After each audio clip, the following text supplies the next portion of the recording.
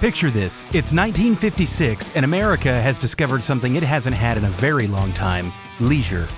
The war is in the rear view. The draft notices are gone. The factories that once cranked out bombers and tanks are now churning out refrigerators, televisions, and gleaming family cars with more chrome than common sense. Suburbs are exploding, drive-ins are packed, teenagers suddenly exist as a target market instead of free labor. And underneath all that white picket optimism, there's this growing idea. You don't just own a car anymore, you wear it. And rolling right through the center of that moment comes the Ford Thunderbird. Not a race car, not a family sedan, something new. A personal car. 2 seats, long hood, low roof, and a look that says, check this out. But behind the chrome, the ads, and that ridiculously cool porthole roofline, there's a guy with a pen and a grudge. A young Ford executive named Lee Iacocca. He wasn't born rich. He was a smart kid from a working immigrant family, the kind who didn't get handouts, just expectations. He had that dangerous mix of curiosity and drive. What he understood better than almost anyone in Detroit was people. He knew what they wanted, and more importantly, he knew how to sell it to them. I'm Jack, and this is Duke, and while we build this little 56 Thunderbird, we're going to talk about how one smooth-talking kid from Pennsylvania helped create a car that redefined American success, and then watched it get replaced by his next big idea. This is Model History.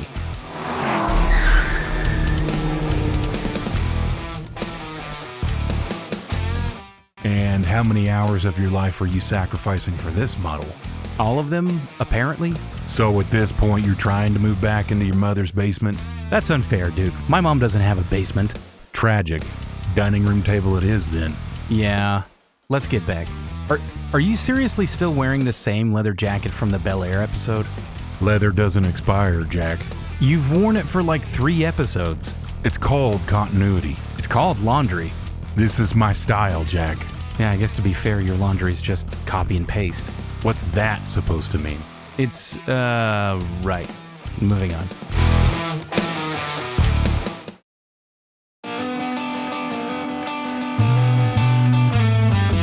Let's rewind about 30 years before the Thunderbird. It's 1920s Allentown, Pennsylvania. Steel mills, coal dust, the kind of town where hard work isn't a slogan, it's just Tuesday. Lito Anthony Iacocca, Lita, everyone who didn't want to get punched, is the first-generation son of Italian immigrants. His dad runs a hot dog stand in a small movie theater, selling sausages by day and dreams on the big screen at night. From the start, Lee's lesson at home is simple. If you lose a customer once, you lose them forever. That idea burrowed into his brain and never left. He wasn't the biggest kid, he wasn't the toughest, but he hated losing. Hated it. In school, he wasn't just trying to get good grades, he was trying to outthink everyone else in the room. When rheumatic fever kept him from serving in World War II, a huge blow for someone who grew up in a patriotic steel town, he didn't sulk, he pivoted. Iacocca studied engineering at Lehigh University, then grad work in management at Princeton. He's building this weird hybrid half-engineer, half-salesman. In 1946, Lee joins Ford Motor Company, not as some glamorous figure or a big-name designer. He starts down in the trenches, engineering, sales, whatever he can get his hands on. And very quickly, one thing becomes obvious. Lee Iacocca doesn't just understand cars, he understands why people buy them. He starts on the East Coast with a simple but brilliant idea. Lower down payments and clever financing push more Fords into more driveways. His $56 a month for a 56 Ford campaign isn't just catchy, it works. Ford sales climb and executives up the chain notice. By the early 50s, Ford is in trouble. The company has stumbled through post-war years. Chevy is eating their lunch while Chrysler is nibbling on the plate. Henry Ford II, aka the Deuce, is trying to drag the company into the modern era. He brings in the Whiz Kids, a group of young, number-crunching managers to fix the mess his grandfather left behind. Iacocca fits right in. He's young, he's hungry, he doesn't care how things were done before, he cares about what works now, and in the Shark Tank of mid-century Detroit, cigars, suits, and egos stacked 3 deep, Lee survives by doing what his dad taught him. Figure out what people want, and then make sure they feel like you built it just for them. So basically, he's a car salesman with a revenge arc. Yeah, that pretty much sums it up, Duke. A grudge and a necktie. Dangerous combination. You either get a genius or a pyramid scheme. Or sometimes both.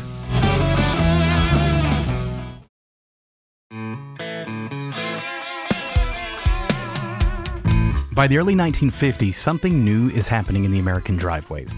A lot of families now own 2 cars. One is the sensible one, the sedan, the grocery getter, the kid hauler. The other one doesn't have to make sense. That second car, that's where ego lives. In 1953, Chevrolet drops the Corvette, the first American production sports car. Well, at least that's what the brochure said. In reality, the original Corvette was more pretty experiment than performance monster. It had a fiberglass body which was radical, but featured a 6-cylinder engine and a 2-speed automatic. It looked fast, but on the road, it was more dressed-up cruiser than European roadster. Ford sees all this and spots an opportunity. They don't need another sports car pretending to be a race car. They need something different. Lee Iacocca pitches it as a personal car, not a race weapon, not a family wagon. A car you bought because it made you feel good. You weren't buying speed, you were buying a message. And in 1955, that message rolled out of Ford's showrooms with a name, Thunderbird. The first Thunderbirds are low, clean, and stylish. 2 seats, a long athletic hood, a tight rear deck, chrome in all the right places. Not too much, not too little. Ford wasn't trying to beat Jaguar around a racetrack. They were trying to beat your neighbor's impression of you. By 1956, the Ford Thunderbird has evolved. It gets a 312 cubic inch V8 engine, more power, 3-speed manual or Ford-O-Matic automatic transmission, and that iconic porthole hardtop that looks like something lifted off a jet canopy. Does it handle like a European sports car? Absolutely not. But it does look like the lead singer in a band full of background sedans. The Thunderbird isn't about lap times, it's about presence. Ford ads don't show these cars at drag strips. They show them at the beach, at country clubs, and at night under neon signs. The T-Bird is selling a lifestyle. Sunset drives, weekend getaways, dinner downtown. You're not driver number 7, you're the main character. So this was America's first car that openly said, "Look at me." Not the first one that said it, but one of the first that actually delivered. I'm just imagining some poor guy pulling up in his dad wagon and parking next to this thing. Oh yeah, you're getting upstaged instantly. Yes, hello. I drive the concept of beige. Ford figured out something important. People no longer just wanted transportation. They wanted to look cool. Trust me, Jack, some of you need all the help you can get. That's a little on the nose, Duke. I call it observation.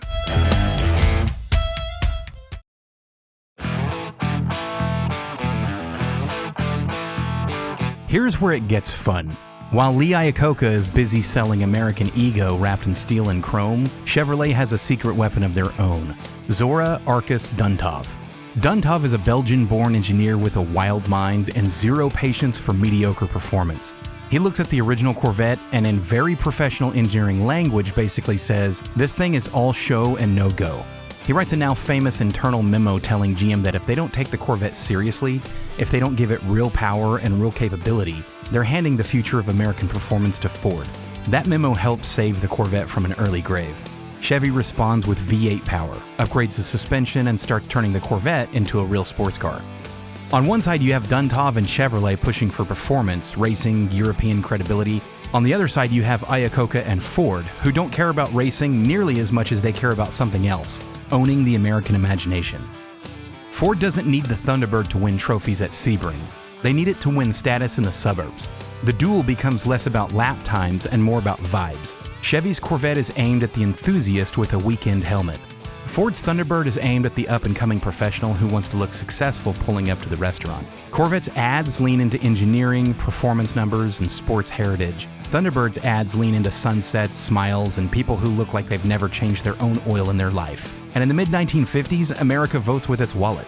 In 1956, Ford sells over 15,000 Thunderbirds. Chevrolet sells around 3,000 Corvettes. It's not even close. The Bird doesn't corner like a sports car, but it's not trying to. It's playing a different game and absolutely crushing it.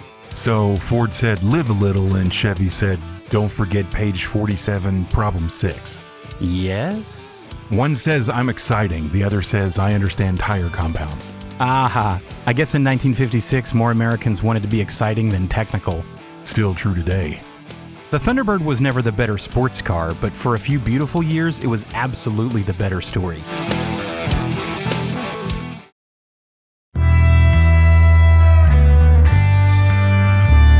Here's the thing about success in Detroit.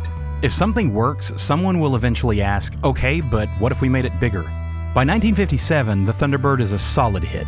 It's the kind of car you see in movies and on postcards, but inside Ford, there's a problem. Two-seat cars don't sell in big enough numbers. Families are growing, suburbs are spreading, everyone wants more space, more comfort, more everything. A 2-seat personal car is fun, a 4-seat personal luxury car is profitable. So for 1958, Ford makes a controversial move.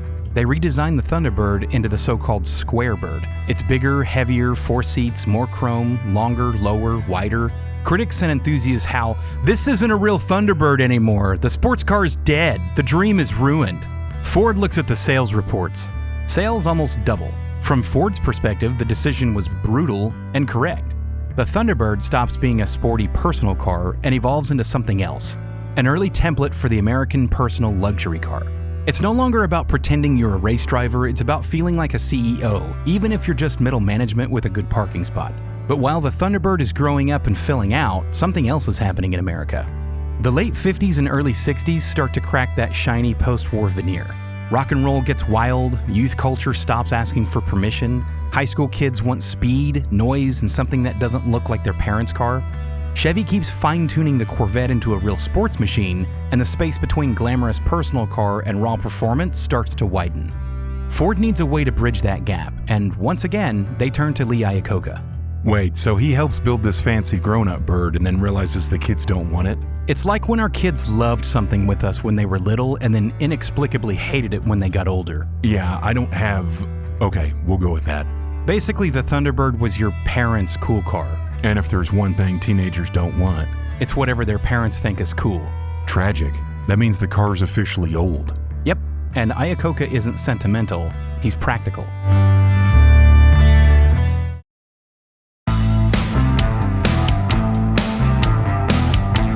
By the early 1960s, Iacocca sees the writing on the wall. The Thunderbird sales are still strong, but the cultural center of gravity is shifting. America's not just a land of families anymore, it's a land of teenagers with disposable income, young adults with jobs, a whole population that wants to feel separate from the grown-ups. Iacocca pitches something radical, a smaller, stylish, 4-passenger car, affordable, customizable, sporty enough to feel fast, cheap enough to sell in huge numbers. He wants to build a car that lets you pretend you own a sports car while technically still being able to take 3 friends along for the ride. Ford eventually greenlights the idea. In 1964 at the World's Fair, the world meets the car that will define an entire era, the Ford Mustang. Front engine, rear-wheel drive, long hood, short deck, a dozen available trims and options, multiple engines, everything from sensible 6s to serious V8s. And by the way, a lot of the same people who bought the Thunderbird in the 1950s, their kids buy the Mustangs in the 1960s. The vibe has shifted. If the Thunderbird says you've made it, the Mustang says you're just getting started. The 2-seat Thunderbird had been the dream. The Mustang becomes the movement. Ford sells 1 million Mustangs in the first 18 months. At this point, it's hard to even remember that the Thunderbird was once the exciting one. In the middle of all this, Iacocca makes yet another move. He tightens his relationship with a Texan named Carroll Shelby. Yes, that Carroll Shelby, the Cobra guy. Shelby had already built his wild Anglo-American hybrid, a lightweight British AC chassis stuffed with a Ford V8, resulting in the kind of car that looked at curvy European racers and said, "Step outside." Ford had supplied engines, but Iacocca brings Shelby further inside the tent. He gives Shelby real backing, real money, real projects. Shelby's job? Make Ford fast, loud, and impossible to ignore on the world stage. While the Thunderbird leans fully into personal luxury, Iacocca helps aim Shelby at racing. Mustangs, GT350s, and eventually the GT40 program that will go to war with Ferrari at Le Mans. So the same guy who sold America the classy date night car also signed off on a loud, angry V8 that hates Enzo Ferrari? Yep, same guy. Please tell me we're going to do an episode on Ford versus Ferrari. I'm pretty sure that story got its own Hollywood blockbuster movie, dude. Besides, we have a lot on our plate and a bunch of other stories to get to. No, Jack, I need you to promise me right now that we will do the Ford versus Ferrari story. Fine, we'll do the Mustang and the Cobra. The Ferrari story. Oh my God, Duke. And the Ford versus Ferrari story. Can we finish this one first? Yeah, let's finish this one, then that. Anyway, all of that, the muscle cars, the racing glory, the movie scripts, grew from the same roots that produced the Thunderbird. The idea that a car could sell identity first and horsepower second.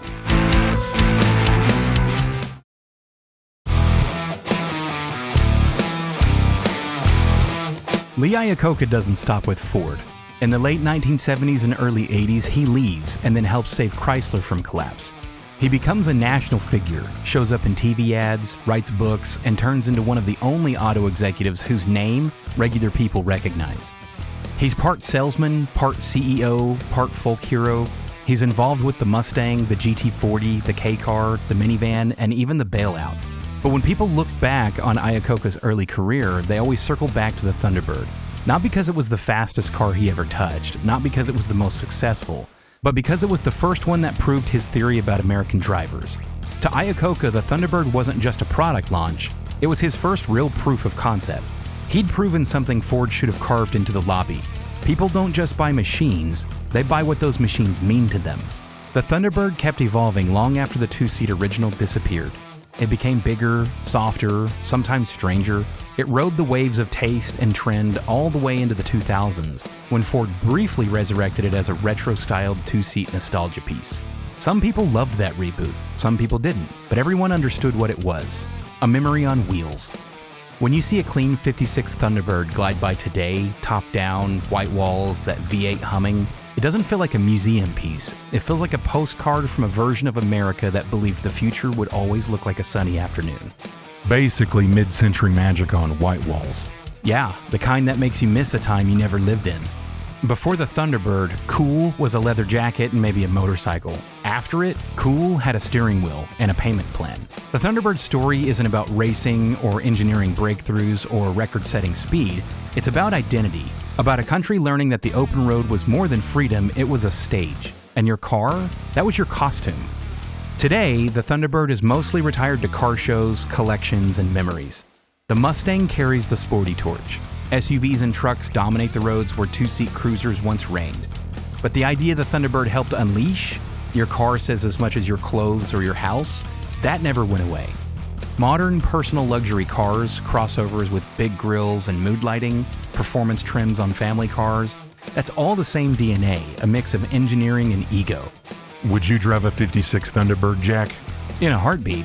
Even if everyone assumed you were on your third divorce and your fourth midlife crisis? I'm still married to my first wife, Duke. Nothing says, I'm fine, really, like a vintage two-seater you only drive on the weekends. I would proudly be that guy. I know, that's why I'm concerned. So whether you're into raw muscle, elegant cruisers, or something in between, remember, cars like this help shape the world we live in today, and that's why they're worth remembering. If you enjoyed this deep dive into the Thunderbird and Lee Iacocca, hit that like button, drop a comment, and tell us, which would you rather drive, a 50s T-Bird, a 60s Mustang, or a modern retro-styled car with all the tech and none of the charm? And if you've got a T-Bird story, your parents had one, your neighbor had one, you almost bought one, throw that in the comments too. Jack reads all those while pretending it's research. It is research. Totally not procrastinating. Thanks for hanging out with us. Keep building your models, keep learning the stories behind them, and for the love of all that is holy, don't touch your face after painting. Or your phone, or the fridge, or the cat. Very funny. Experience talking. I'm Jack, he's Duke, and this was Model History. Jack and Duke out.